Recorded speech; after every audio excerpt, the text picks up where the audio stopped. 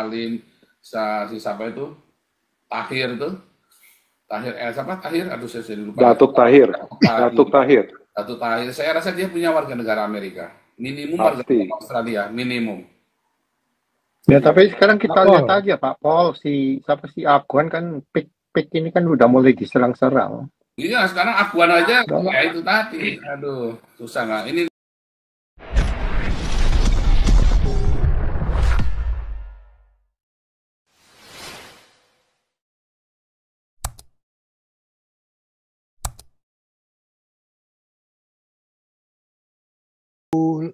kalau nggak salah Cina di sana 37 atau 38%. ya di kota. Jadi dalam Jadi semua kalau kira-kira sebanding, dikasih kalau kota. sebanding ya pantas.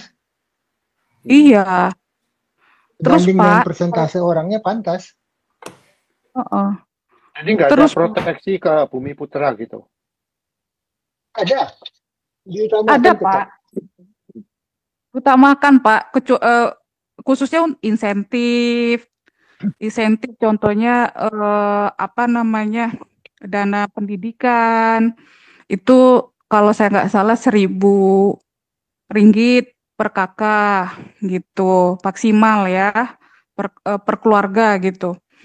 Tetap Pak didahulukan Bumi Putra, tapi mereka juga kalau untuk masalah KTP ya masalah vital gitulah ya Pak ya, surat lahir, KTP, paspor itu nggak ada pernah di Sogoknya nggak ada.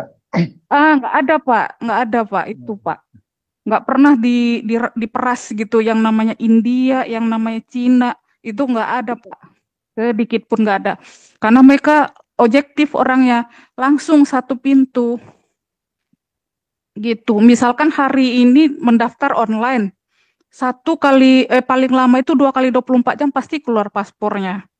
Nggak pernah pakai jalur VIP lah, jalur orang dalam lah, itu nggak ada Pak di sana. Langsung.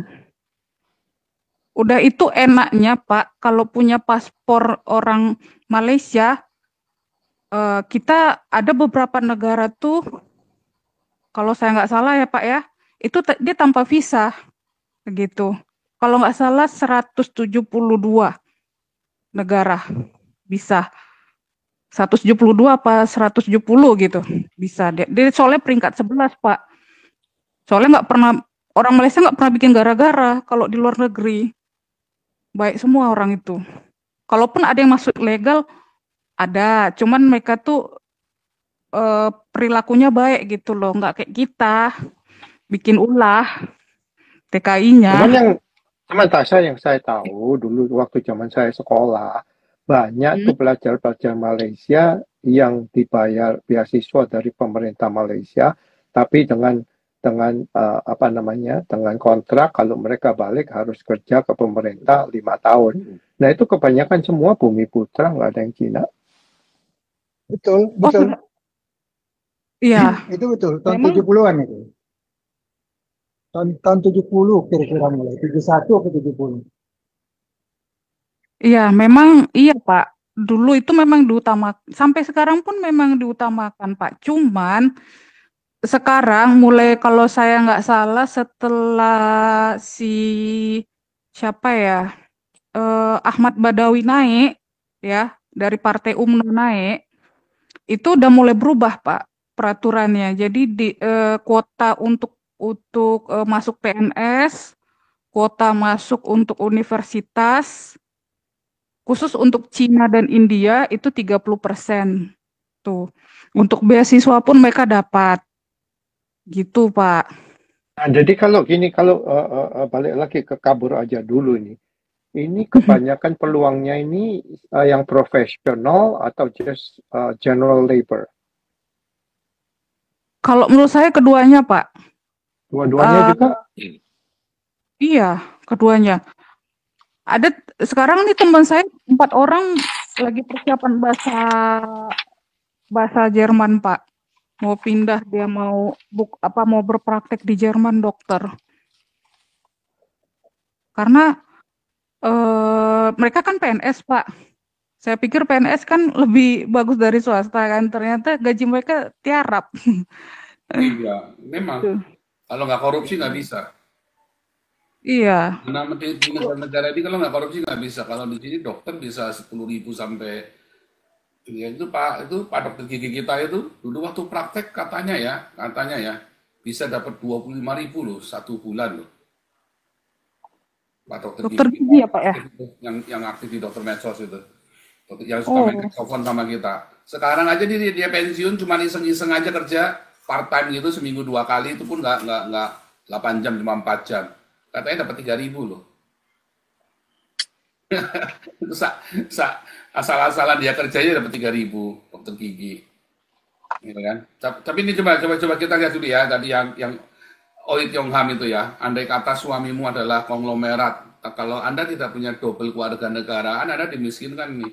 Ya, pada 10 Juni, Pengadilan Ekonomi Semarang memutuskan Oi Tiong Ham concern dirampas negara, dirampas, menjatuhkan vonis in absentia ya kepada 7 pemegang saham Oi Tiong Ham. Salah satu terdakwa Chong Chat meninggal di Amsterdam ya, anaknya ini ya. Pertimbangannya mereka mempunyai surat tanda pemilikan harta dan kekayaan di Indonesia tanpa izin lembaga alat-alat pembayaran luar negeri ya, LAA PLN, tanpa izin menjual saham-saham perusahaan yang didirikan di Indonesia dan menguasai saham-saham perusahaan di Indonesia tanpa izin dari LAPN. Dengan ketetapan tersebut, pemerintah menyertai semua perusahaan Oi Tiong Ham concern di Indonesia ya, perusahaan dagang Kian-Guan, perusahaan gula Algemen Maskapai, tot eksploitasi der Oi Tiong Ham Suikerfabrieken, serta perusahaan-perusahaan lain yang di bidang perkebunan, pengolahan karet, dan biskuit. Kalau di Singapura mah Oi Tiong Ham ini pahlawan ya, kalau di Singapura ini ya, karena berhasil menghidupkan perekonomian Singapura ya.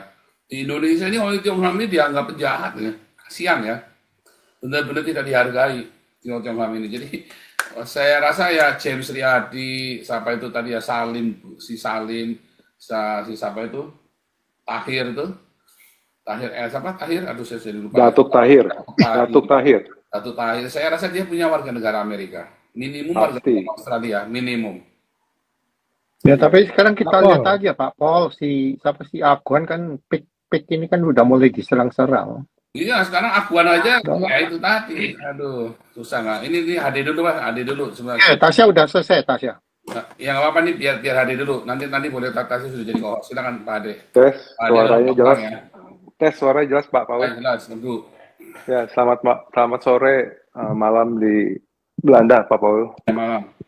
Selamat malam Pak Bahari di Jakarta, teman-teman di live chat. Selamat malam Pak, selamat malam. Di Indonesia, di Jakarta. Bro Andi, selamat pagi. Yo, selamat pagi. Mana Teddy? Kedinginan Teddy ya? Masih bikin bakso. Di Jersey, kedinginan tuh. Ya, Waduh. selamat pagi. Shalom, Oh, shalom. Selamat pagi. Shalom Bro Teddy. Ya. Tasya ada di mana Tasya ya? Malaysia. Malaysia ya. Nggak, Tasya sekarang ya. di Indonesia sekarang. Indonesia ya. Iya, Sama Ben loh. lagi belajar di Malaysia. Bisa dicari sama Ben Alexander, Tasya. Alexander ya. Enggak, apa Pak, kalau saya memang lama sih tinggal di Malaysia dulu karena kan ibu sekolah iya di situ kan, sempat juga jadi peneliti di situ gitu. Jadi gitu. profesional di situ, iya. Gitu ya. Yang teman-teman di live chat nih yang setia sama Pak Paul sekarang udah hampir 1000 yang nonton, hampir 1000 orang ya. Ya, saya sapa dulu sama si Frederick Richard Francis nih. Temen nih yang di Jati Petamburan nih. Si Frederick. Apa kabar bro? Begini Pak Paul. Tagar kabur dulu. Memang ya sangat-sangat sedih ya. Kalau saya ini tagar kabur dulu ini sudah setahun yang lalu ya. Orang-orang Indo yang ke Singapura tuh lebih dari 1000 orang setahun ya. Sudah sangat banyak. Belum ke Malaysia, belum ke Kanada, ke Amerika, ke Eropa. Itu banyak sekali. Cuman yang jadi masalah ini, sistem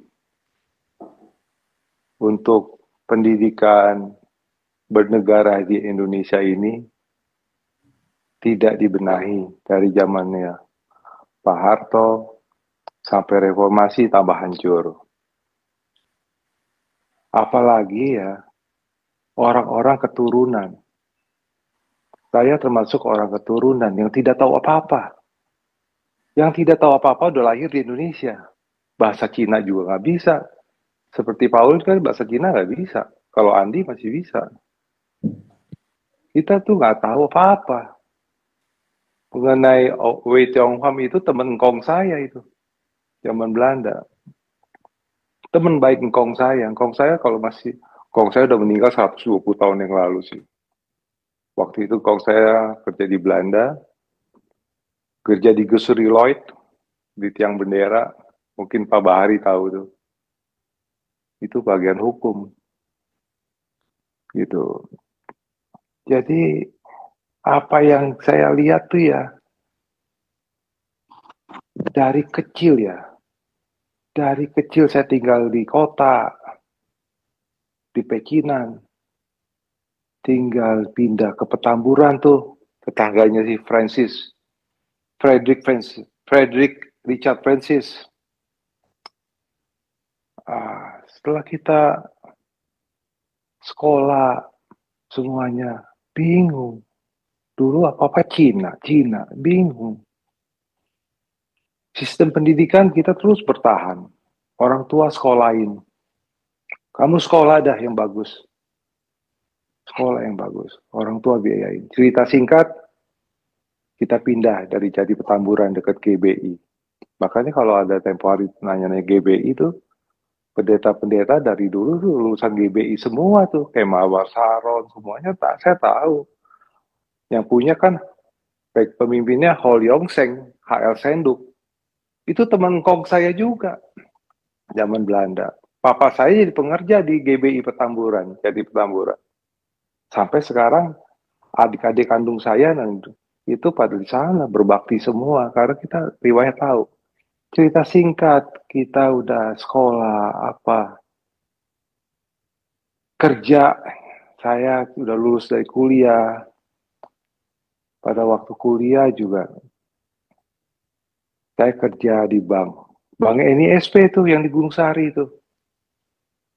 Yang rumahnya tua tuh di sebelah 76 tuh. Ada putaran kalau Pak Paul dulu, kalau Jakarta Pak Bahri tahu udah. Gedung Putra. Yang ada 76 tuh bundaran tuh. Yang bisa muter-muter tuh 76. Gedung Putra.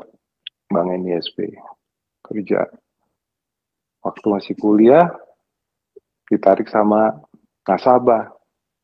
Kerja di rekanan pemerintah. Selama 6 tahun tuh kerja sambil kuliah. Ternyata kerjaannya itu semuanya tuh makan duit pemerintah semua kong kali kong dari dulu. Itu saya udah kerja tuh umur 19 tahun udah kerja sambil kuliah. Jadi cerita singkat udah lulus kerja di bank. Kok kali kong semuanya. Jadi audit. Sistemnya begini. Saya udah pikir, hancur negara ini. Hancur kalau cara begini. Nah, udah hancur begini. Ya kita tetap jalanin. Mau gimana lagi? Karena saya perlu kerja kan. Namanya juga orang susah. Nah, kawin lah. Udah kerja kan waktu itu kan waktu Pakto 88. Waktu 88 kan main hijack-hijackan tuh. Karyawan-karyawan bank. Pindah-pindah di bank. Cerita singkat, bank saya udah jalanin. Segala macam. Dapat uang, beli rumah. Pacaran, kawin. Ke Amerika. Itu 35 tahun yang lalu ke Amerika. Waktu zamannya Bush senior. Waktu zamannya Presiden Bush senior. Bukan Bush yang baru. Yang anaknya ini. Yang sudah meninggal. Saya ke City Hall. Udah ke City Hall, proses. Itu zaman dulu. waktu honeymoon. Balik lagi kerja di bank. Nah, saya udah lihat sistem ini kalau cara begini, nanti untuk ke depan keturunan saya bagaimana gitu. Karena ekonomi Indonesia dulu tuh waktu zamannya Pak Harto diskriminasi ya terhadap Cina. Saya kalau ngizin apa namanya, semua kita tahu lah ya, semua kita tahu. Jadi yang salah ini ya, kalau saya lihat nih, pemerintah. Makanya kemarin saya nanya Pak Jenderal Tobing, apa yang kita kasih ke negara? Salah Pak Tobing. Seharusnya apa yang negara kasih ke rakyatnya. Karena negara itu, ke Indonesia itu, sudah mempunyai sumber kekuasaan negara itu kan alam Republik Indonesia. Sudah merdeka. Pemimpinnya itu kan sudah dipilih sama rakyat. Pemimpinnya itu harus benar-benar menjalankan konstitusi yang baik, agama yang baik pertama. Kedua, ekonominya, pertama hukum, agama, ekonomi. Ekonomi segala macam dah. Itu ekonomi bisa pendidikan, pemerataan, semuanya. Nah kalau waktu tambah terus begini, reformasi bukan tambah bagus, tambah hancur. Saya ini udah 65 tahun, udah retirement, tapi masih bisa kerja di Amerika. Makanya tagar kabur dulu itu ya, kalau teman-teman yang di live chat atau di YouTube, apa kamu masih mau mengandalkan pemerintah? Pekerjaan susah, investasi susah. Kalau mau investasi semuanya pakai duit, banyak ormas. Itu zaman 35 tahun yang lalu bangun rumah aja itu ormas-ormas masih ada itu. Bangun rumah. Alasannya panggul bata lah, batu bata lah. Mobil-mobil pasir nggak boleh masuk, dia keduk. Itu zaman dari dulu udah ada. Langsung ke ininya Pak, supaya tajam Pak, supaya tajam. Nggak per menit-menit, sampai setengah jam, supaya orang juga bisa lanjut. Ya, jadi begini, kita singkatnya, pemerintah harus sadar. Harus sadar. Dalam hal ini Prabowo Subianto, Presiden harus sadar. Ini tidak bisa main-main. Ya, ekonomi di babak belur, pendidikan harus, hukum harus. Jadi jangan sampai rakyat yang masih muda ini, 3 bulan yang lalu saya ke Jakarta, itu ke Langham Office di SCBD, di Sudirman, itu orang-orang yang pintar pada pintar lah itu. Jadi masih muda-muda, itu harus daya gunakan. Investasi harus dimasukin. Yang penting tuh ormas-ormasnya itu harus diberantas dulu. Masa polisi kalah sih sama ormas? Nah, investasi masuk, pendidikan digenjot bagus, jadi anak-anak muda itu tidak lari ke luar negeri, tidak lari ke Singapura, tidak lari ke Malaysia, ke Kanada. Sekarang, tadi ada Ninja 31. Ninja 31 tadi saya lihat di live chatnya itu, orang Indonesia di Amerika 4.000 orang, yang gelap itu 1.000 orang. Saya rasa tuh lebih ya Ninja 31. Orang Indonesia di Amerika banyak. Yang gelap banyak sekali. Yang gelap. Khususnya di California. Jadi kalau Bapak Prabowo ini sebagai presiden tidak bisa benahi, hancur. Apa yang beliau katakan tahun 2030 jadi masalah. Harus dibenahi, investasi masuk, ya. Ormas-ormas itu yang terlalu banyak ormas yang sudah dilegalkan itu harus dihilangkan. Pendidikan harus dijalankan yang baik, harus melek pendidikan komputer, kayak Muhammadiyah, Nahdlatul Ulama, itu harus dibayar gunakan. Jangan fanatik sama agama. Kalau saya lihat, saya masuk kemarin tuh, sampai sekolah-sekolah yang Islam itu terlalu fanatik agama. Saya juga kalau malam ke tempat tinggal saudara, itu speaker terlalu keras sekali. Hormatilah, sekarang zaman bukan zaman agama ya. Zaman pendidikan, zaman ekonomi. Kalau ekonomi bagus, rakyat senang, jadi bahagia gitu, Pak Paul. Jadi begitu Pak Paul, harus dibenahi lah sistem hukum, ekonomi, agama, itu harus dibenahi. Jangan apa namanya tuh saling menyakiti.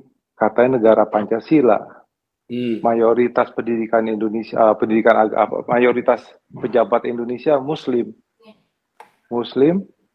tapi kok pejabat-pejabat tersebut, apa yang di kemiliteran, polisi, menteri, pada jahat sama rakyatnya. Rakyat yang susah. Saya 3 bulan yang lalu masuk ke pelosok-pelosok di Petamburan. Ya, nanti dulu Pak, Pak. Biar Pak Urang dulu Pak, udah bias. Kita fokus dengan tagar kabur dulu dan Islam berulah ya, jangan kemana-mana. Nanti kita, oke, nanti disambung lagi.